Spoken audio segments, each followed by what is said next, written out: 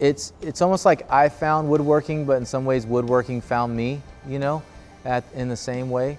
I had always wanted to do it. My grandfather was a home builder.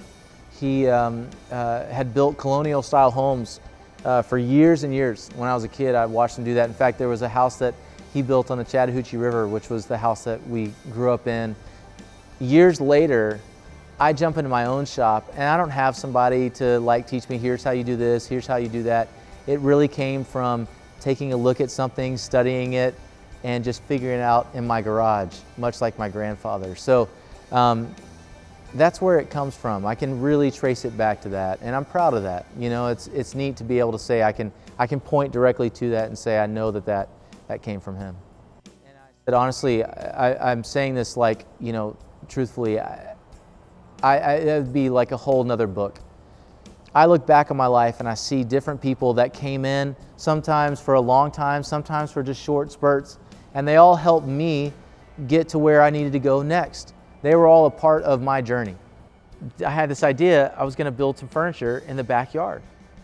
So I went and bought some wood from Home Depot, and with those 3 simple tools and a measuring tape and a hammer, I went into my backyard, and I built Kelly an armoire and a table.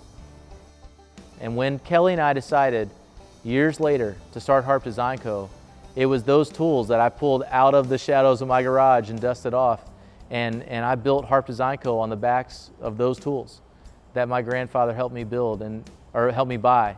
And you know, he helped me buy those tools because of those first few pieces of furniture that I built with nothing but a circular saw and a drill and a chop saw, and just a desire to try and make something even if it looks stupid. So those pieces, I gotta tell you, those are probably the pieces I'm most proud of.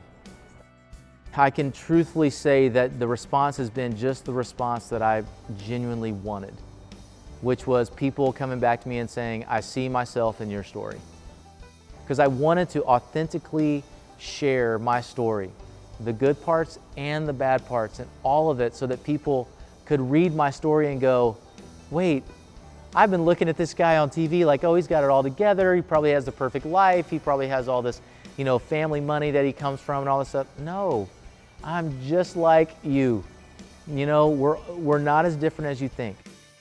You know, yeah, I have a lot of thoughts in my mind as far as like what the next one might be, but yeah, we'll see. I'm just enjoying the fact that I got one done.